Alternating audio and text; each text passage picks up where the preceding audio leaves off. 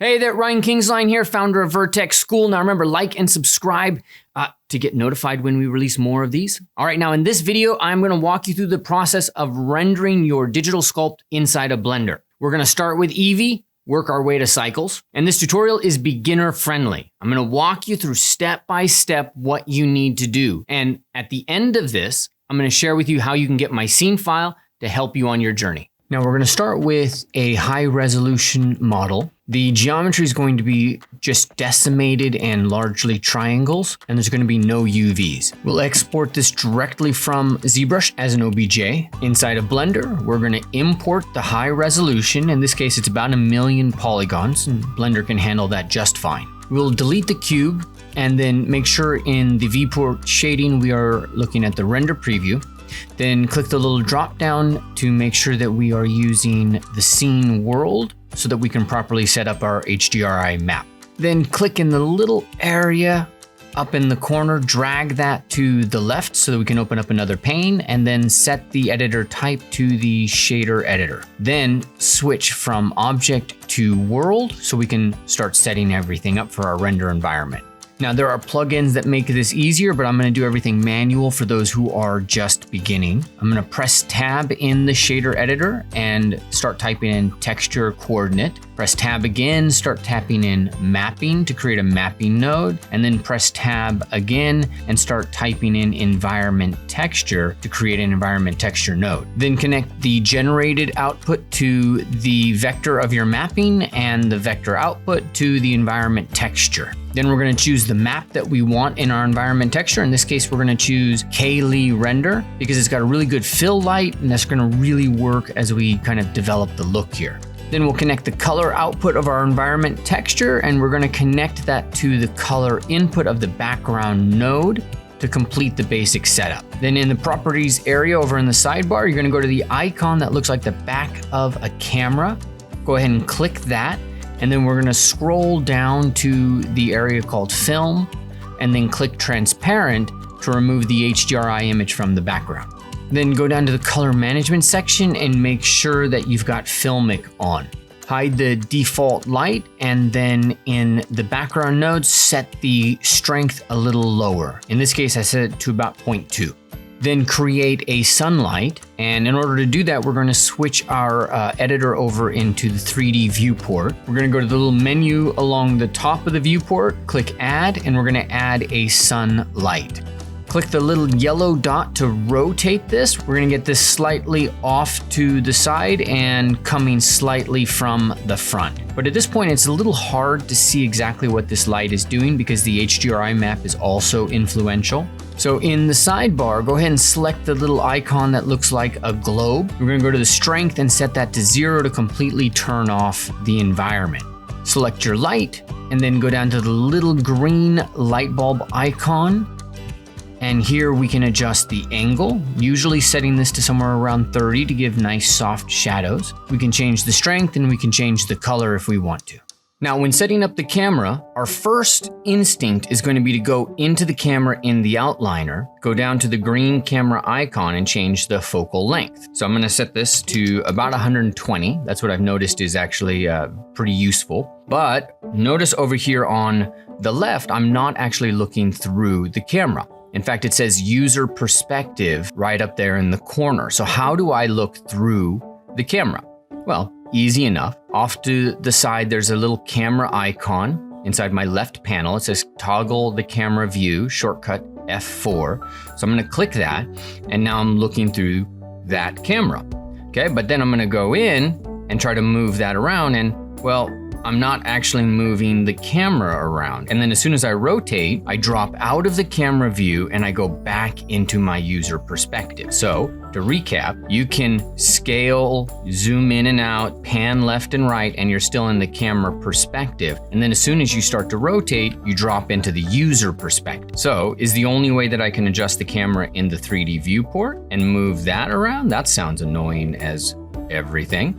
Well, this is the crazy part. Make sure you're paying attention to my screen and you're listening to my words here. If you're checking your Facebook, you're checking something else, stop. This will save your life. Up here in the corner, see where my cursor is, there's this little tiny arrow, the smallest, most innocuous little thing. Click that and drag that out, and you'll see an item, a tool, and a view. Get used to these tabs, very powerful, very cool. I do like them now that I've got experience with them, but in the beginning, you don't even know what to expect. So all those ZBrush UI haters, in your face. So view, what we need to do is we need to lock camera to view.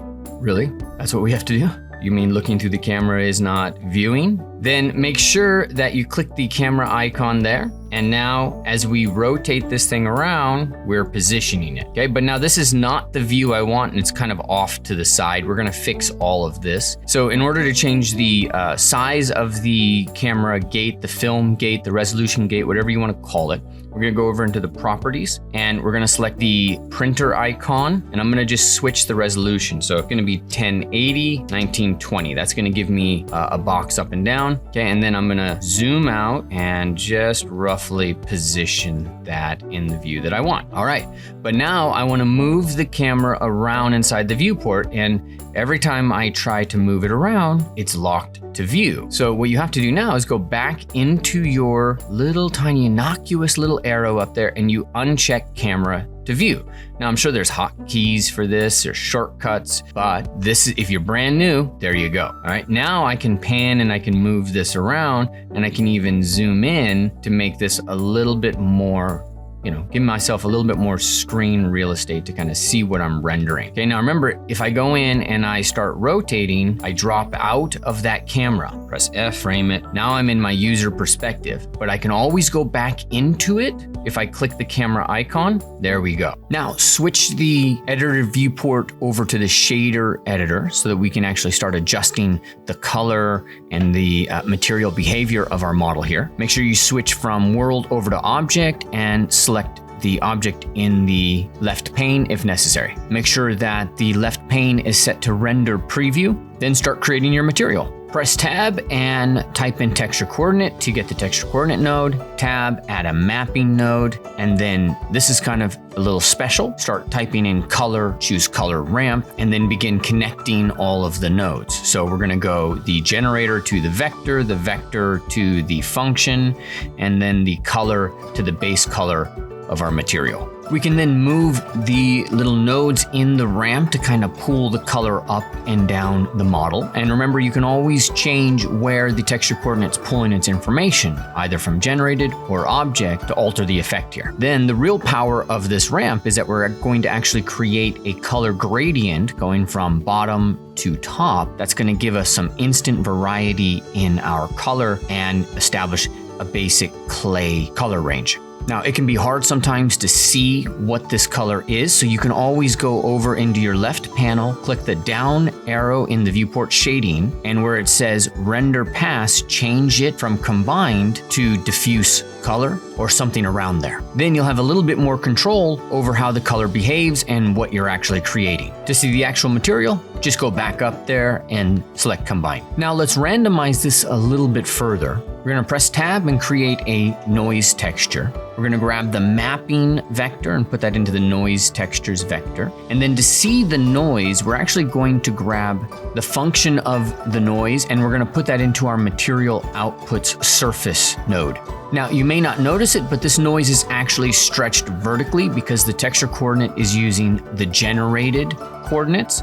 So we're gonna create another texture coordinate, another mapping node, and then we're going to connect these all, but in the texture coordinate, we're going to make sure that we're using object. Then we'll increase the scale of the noise texture from 5 to 10. Now, in order to get these to combine, we're gonna press tab and add a mix RGB node. Click and just drag that up to the line and it'll just add it right in. Then grab the color output from your ramp and drag that down to the color 2 slot for our node.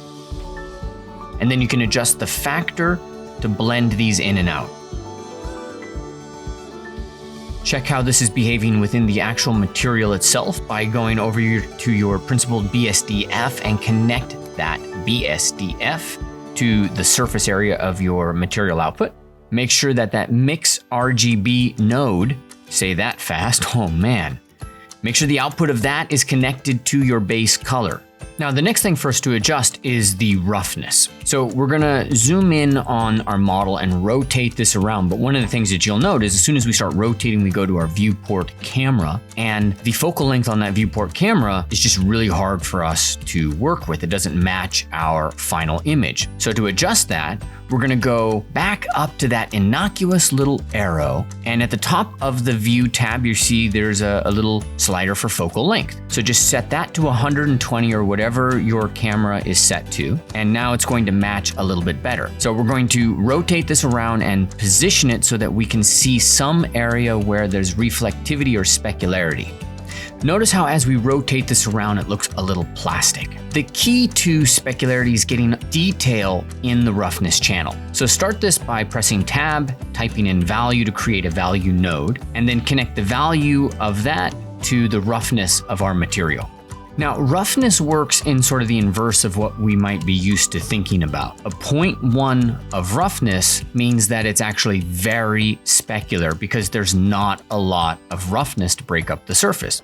Whereas a value of 1 on the roughness means that there's almost no shine because it's so rough that the light just scatters in too many directions. Now, to get that detail, press tab within the shader editor and let's create a noise texture.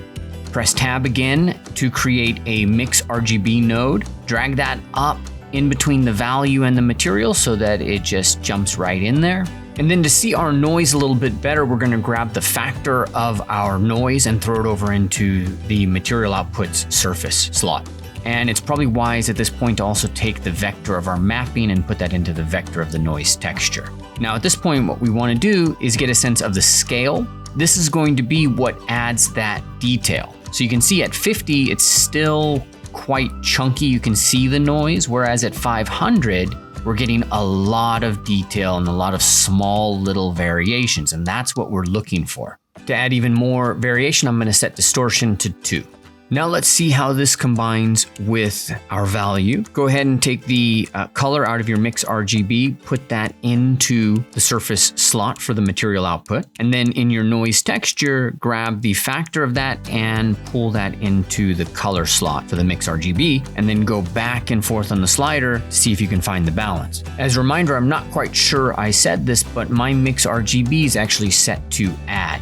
Now, in our case, the effect is too light. So we're gonna go ahead and throw the noise texture over into the material output so we can just focus on the noise texture. We're going to press tab, type in color ramp and bring a color ramp into it. And then we're going to drag the sliders left and then right to increase the contrast and the effects.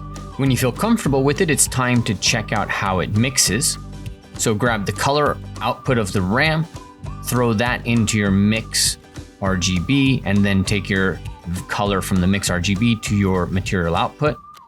Change your factor until you feel comfortable with this. And then once you're good, go ahead and take your material output, bring that back up and reconnect your material to it. Now we can see the effects of our roughness within the light and the material environment. So now you might have to go in and change some settings, like maybe the scale was too small. Take your time with this phase. I'm gonna try out several variations, and I'm gonna come in and out as I do this, and I'm gonna rotate the model around so I can see how it looks from different camera angles. So at first I tried 30 to see if 30 would kind of work. Eventually you'll see me kind of change the distortion a little bit. But the final settings I have is a scale of 100, detail of 2, and the distortion at 0.5. All right, and then my value is at 0.35. That's what's really working for me here.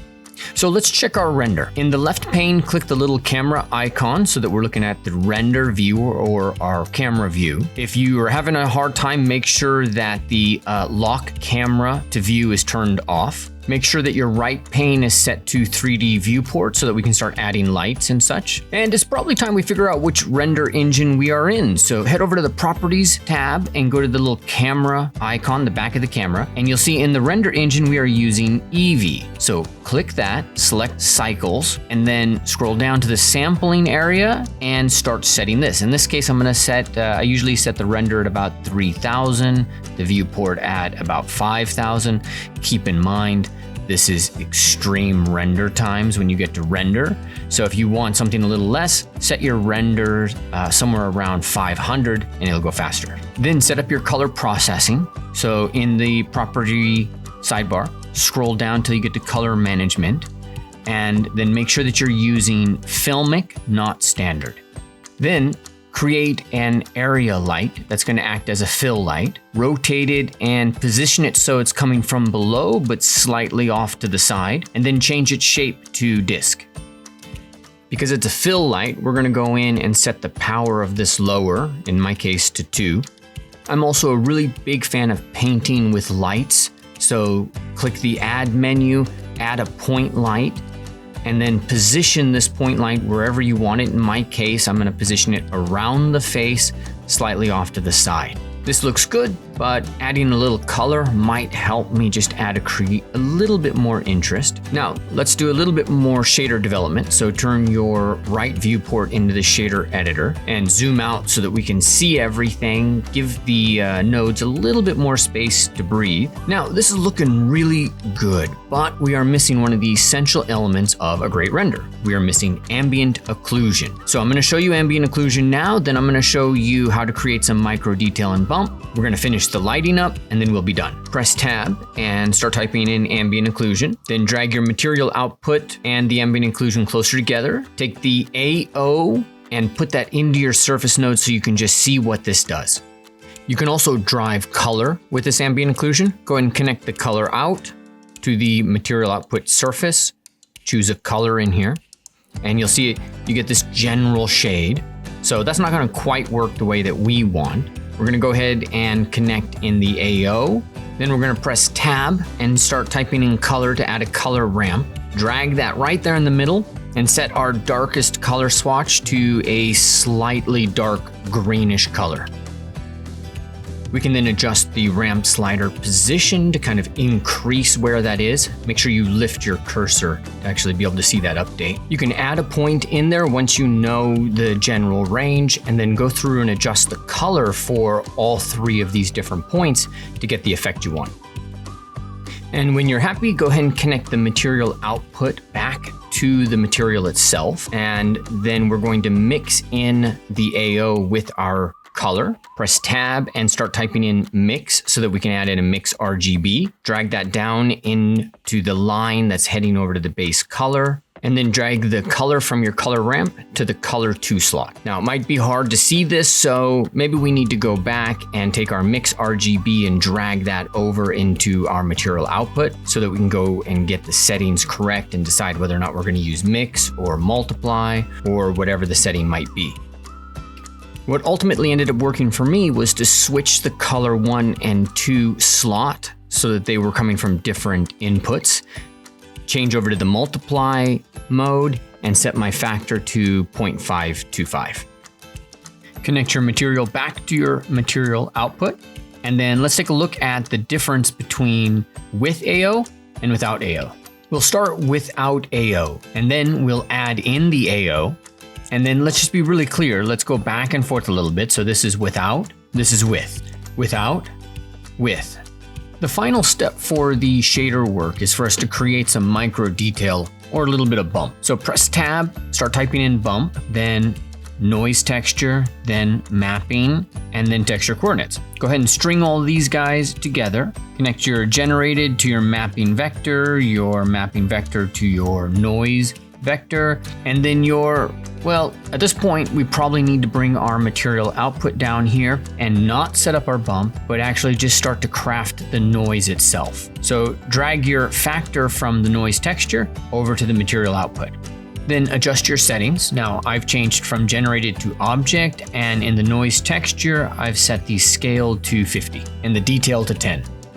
Now, I feel like this noise is a little basic because it's just one scale, and noise usually operates at multiple scales. So I'm going to press tab and type in another noise texture and tab to bring in a mix RGB so that I can layer multiple noise scales on top of each other. So drag both the noise textures into the mix and the color output of the mix to the material output. Then I'm gonna set the scale of my second noise to about 10, and I'm gonna change the mix mode from mix to overlay.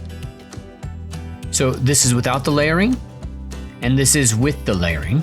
And again, this is without the layering, and this is with the layering. Our goal here is just to add a little bit more detail and complexity. When you're ready, plug in your mix RGB to the height of your bump, and then move your material output up and connect that back into your material. Then connect the bump normal to the normal of your material. Of course, it's too strong as it is, so you head into the strength of your bump node and adjust that for your model, the scale of your model, all of that. In my case, I end up setting it to 0.05. And there you go. That's the whole shader network for very simple clay inside of Blender using cycles. There's a lot more that we can do and that we can unpack, so I'll save all of that stuff for another video. And the last real step here is to go in and play with the lights until you get something that works for the mood or the narrative that you're trying to convey, and then press render. Hey there, remember, like and subscribe to be notified when we release more of these videos. To download the scene files, head over to my Gumroad or click the link below. Have an amazing day.